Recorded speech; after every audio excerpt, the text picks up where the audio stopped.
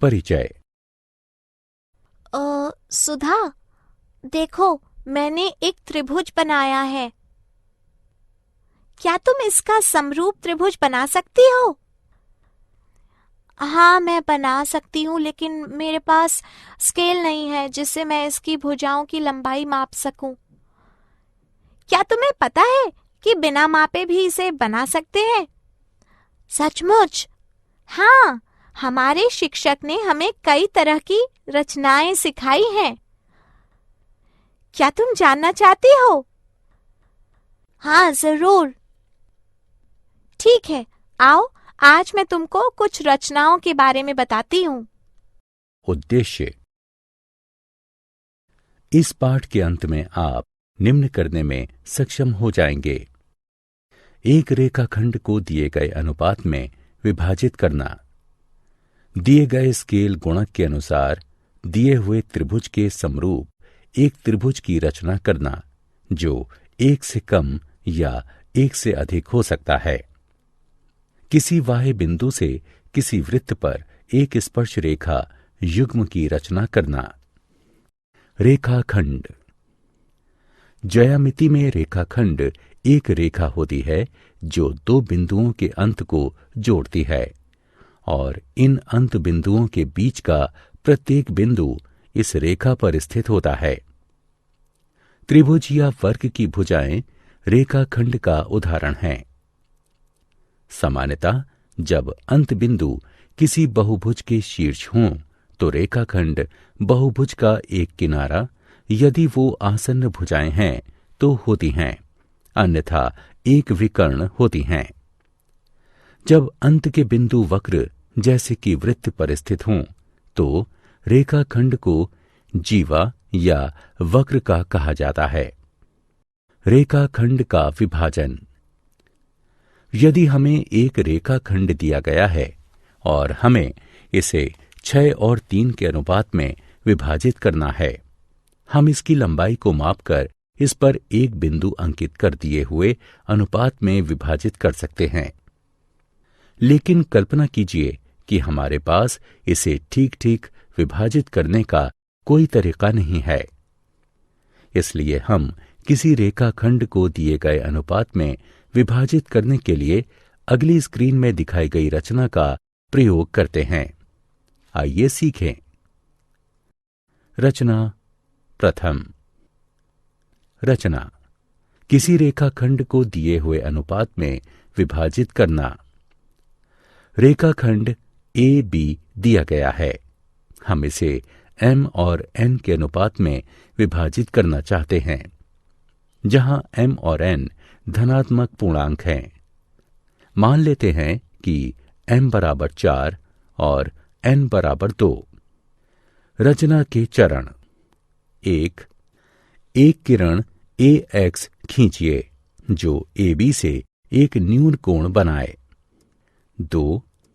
अब प्रकार की मदद से m धन n बिंदुओं को अंकित करें, जो कि AX पर 6 बिंदुओं A1, A2, A3, A4, A5 और A6 पर हैं। इस तरह A1 बराबर A1, A2 बराबर A2, A3 बराबर A3, A4 बराबर A4, A5 बराबर A5, A6। नंबर 3। BA6 को मिलाएं। 4। अब चूंकि m बराबर 4, इसलिए A4 बिंदु से होकर हम एक समानांतर रेखा A6B A4 पर कोण AA6B के समान एक कोण बनाकर खींचते हैं, जो AB को C बिंदु पर प्रतिच्छेद करती है। तब AC अनुपात CB बराबर 4:2। आइए अब हम गणितीय रूप से सिद्ध करें कि यह किस प्रकार सत्य है। चूंकि A4C A6B के समानांतर है, मूल अनुपातिक प्रमेय के अनुसार AA4 बटे A4A6 बराबर AC बटे CB। अब रचना के द्वारा A4 बटे A4A6 बराबर 4/2, इसलिए AC बटे CB बराबर 4/2। यह दर्शाता है कि C AB को 4:2 के अनुपात में विभाजित करता है। त्रिभुज की रचना। अब हम रेखाखंड के विभाजन का प्रयोग करते हुए त्रिभुज की रचना करना सीखेंगे। रचना। दिए गए त्रिभुज के समरूप त्रिभुज की रचना करना, जबकि स्केल गुणक दिया हो।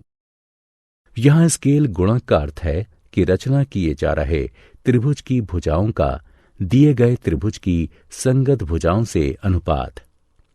इसकी रचना के लिए हमारे पास दो भिन्न भिन्न स्थितियां हैं। पहली स्थिति में त्रिभुज की रचना दिए गए त्रिभुज से छोटी और दूसरे में त्रिभुज की रचना दिए गए त्रिभुज से बड़ी हो। इसे समझने के लिए हम कुछ उदाहरणों को हल करेंगे। उदाहरण। एक त्रिभुज ABC की रचना कीजिए जिसकी भुजाएं 3 सेंटीमीटर, 4 सेंटीमीटर और 5 सेंटीमीटर हों। एक त्रिभुज बनाएं जो ABC त्रिभुज के समरूप हो और उसकी हर भुजा त्रिभुज ABC की संगत भुजाओं की 2/3 हो। रचना के चरण। 1. 4 सेंटीमीटर का एक रेखाखंड BC खींचिए।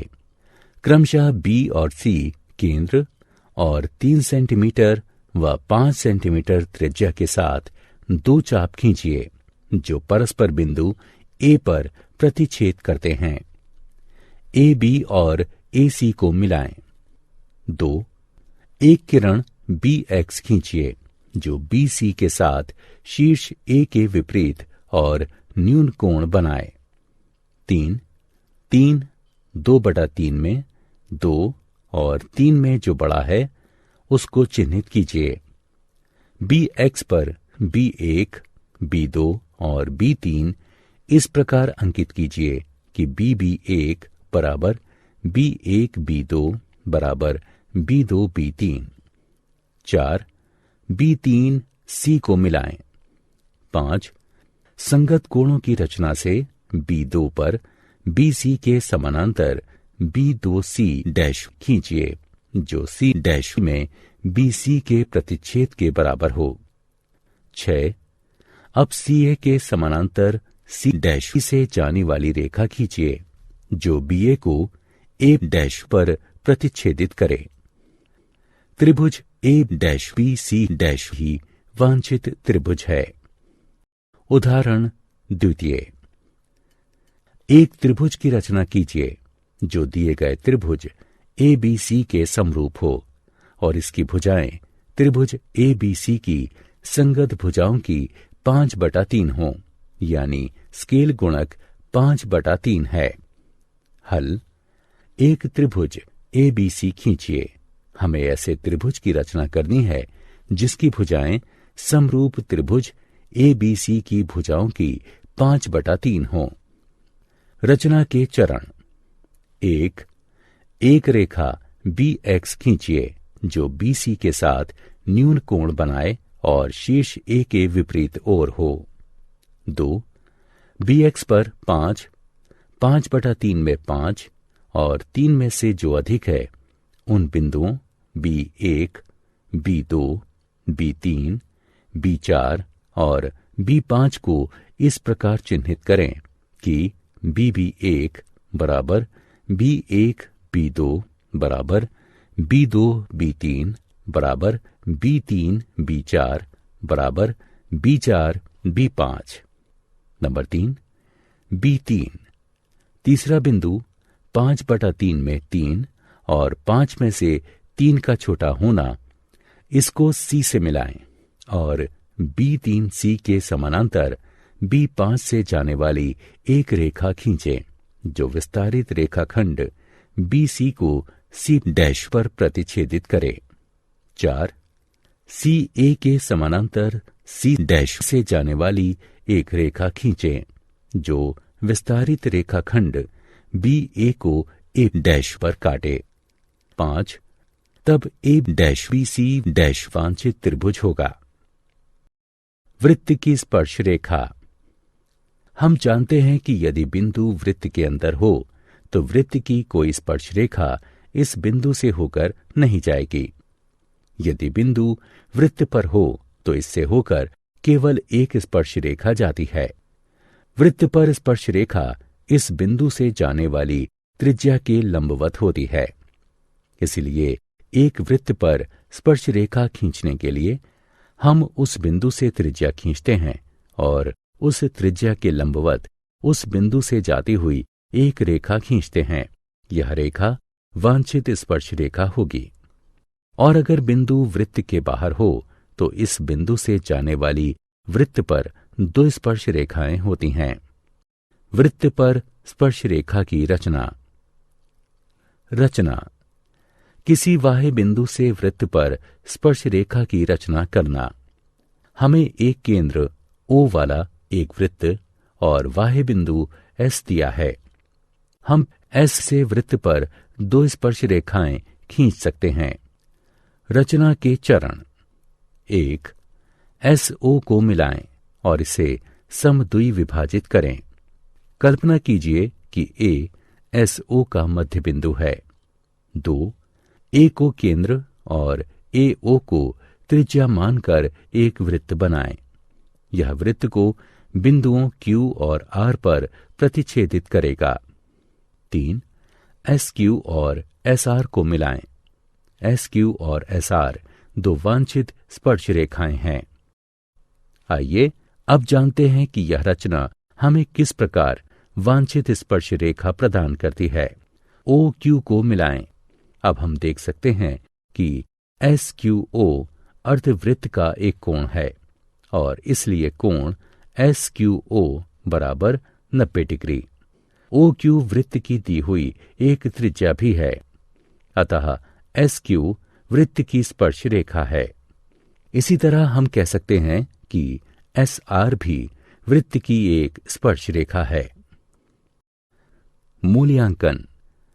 आइए आगे बढ़ने से पहले देखें कि आपने क्या सीखा है। सही विकल्प चुनकर रिक्त स्थान में रखें। क्या आप जानते हैं, अगर वृत्त का केंद्र ना दिया हो तो इसके केंद्र को ज्ञात करने के लिए हम 2 असमानांतर जीवा को लेने के बाद उनके लंब समद्विभाजक का प्रतिच्छेद बिंदु ज्ञात करते हैं। वह प्रतिच्छेद बिंदु वृत्त का केंद्र होता है। सारांश। आइए हमने जो कुछ सीखा है उसे संक्षेप में दोहराएं। एक रेखाखंड को दिए गए अनुपात में विभाजित करना, एक दिए हुए त्रिभुज के समरूप त्रिभुज की रचना करना जबकि स्केल गुणक दिया गया हो जो 1 से कम या 1 से अधिक हो सकता है। किसी बाह्य बिंदु से किसी वृत्त पर एक स्पर्श रेखा युग्म की रचना करना।